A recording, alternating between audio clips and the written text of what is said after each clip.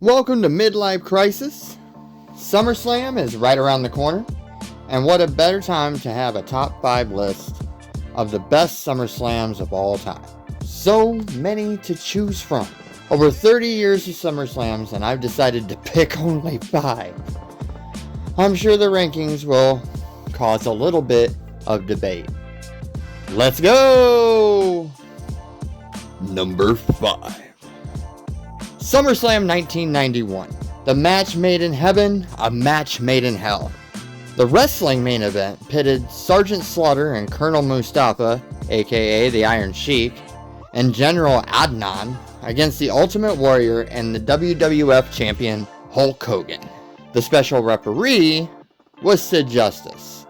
Hogan and Warrior of course went over, as it was during Desert Storm and the whole Iraqi conflict, but the wrestling gem on this card was Bret Hart versus Mr. Perfect for the Intercontinental Championship, which Bret won. 2 of the most technically sound wrestlers of that era were in the ring, and the title was on the line, so it was bound to be good.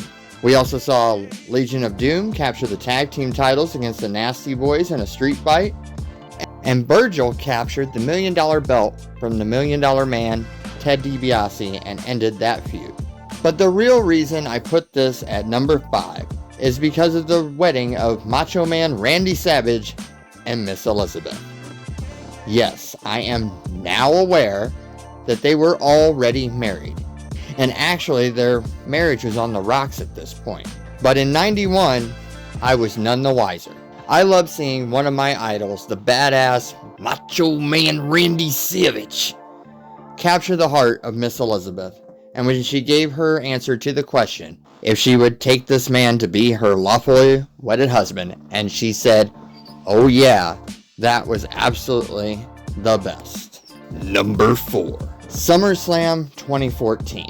This one's on the list because of the stories involved. Of course, you had The Miz and Ziggler for the Intercontinental Championship, which I always enjoyed. Strong opening match. This was also the era of the Authority, so we got to see Stephanie McMahon return to the ring for the first time in 10 years to take on Brie Bella. But what I really enjoyed about this SummerSlam was Brock Lesnar against John Cena. This is where Brock just threw John Cena around the ring for about 20 minutes, and we got introduced to Suplex City, bitch. Yeah, Brock Lesnar became the Beast incarnate at SummerSlam 2014. Number 3. SummerSlam 2000. The landscape of the WWE was hot.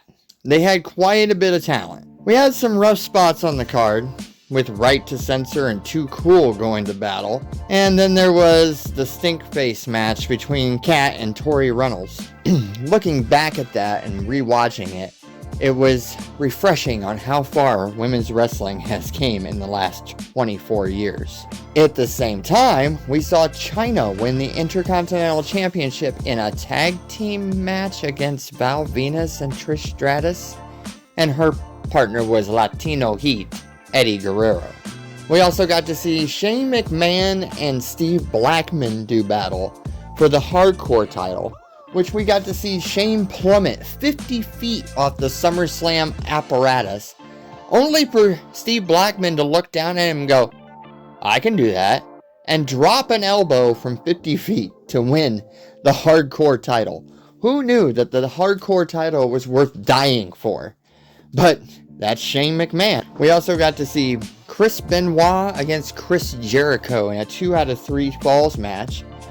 You just put those 2 names together in a ring and you just watch what happens. But the main event was The Rock, Triple H, and Kurt Angle. This whole storyline was that Kurt Angle was making eyes and making moves against Stephanie McMahon behind Triple H's back, and The Rock just got thrown into that match for fun.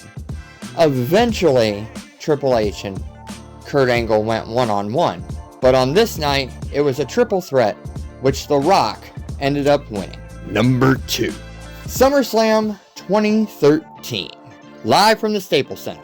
I put this one at number 2 because I was literally entertained the entire show.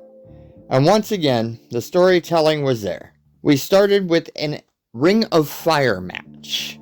Bray Wyatt and Kane. Now, I was utterly disappointed that the rules of this match was by pinfall or submission, and not catch the other dude on fire. I really wanted to see Kane get caught on fire. But it was a debut match for Bray Wyatt, and the Wyatt family ended up dragging Kane away. And, there was never an explanation for that, I don't think. We also got to see a young Cody Rhodes against Damien Sandow. It's really fun to go back and watch this match on Peacock to see how much Cody Rhodes has evolved as a wrestler, and I always enjoyed Damien Sandow. Where's he at now? We also got to see two of the best wrestlers at the time, and it was Del Rio and Christian for the World Heavyweight Championship. And we also got a no DQ match between CM Punk and Brock Lesnar. Storytelling at its finest, and who's dead smack in the middle of that? My name is Paul Heyman. Great match, great storytelling. I was just sad that CM Punk didn't go over, but Brock Lesnar was on a roll. Next came John Cena and Daniel Bryan, with Triple H as the special guest referee.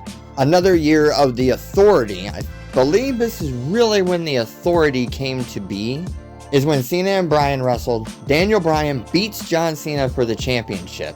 Triple H screws him over, and out walks Randy Orton with the Money in the Bank briefcase to capture the WWE Championship. That moment led to some of the best moments of Daniel Bryan's career, the whole Yes movement, the Authority, and turned out to be the catalyst for what ended up being one of the greatest WrestleManias of all time.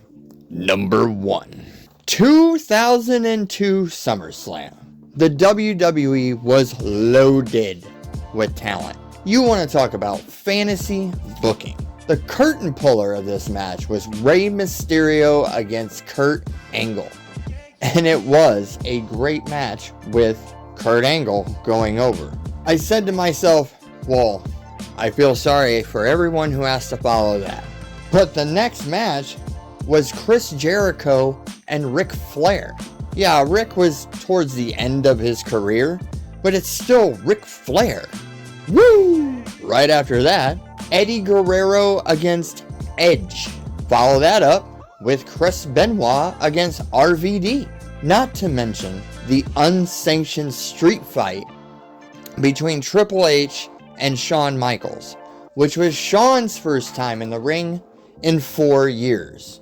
Nobody knew that Shawn was actually going to come back, and his first match back is just a brutal street fight with Triple H. The main event of the evening was Brock Lesnar and The Rock. Brock was young and strong and hungry, and him and Rock had a great match, and Brock Lesnar became the youngest WWE champion of all time. So there is my top 5. I'm sure not everyone agrees. Feel free to drop a comment. Let me know what you thought should have made the number 1 spot. And next Thursday, we will have the top 10 matches from SummerSlam. Like, subscribe, click that bell. We'll see you next time.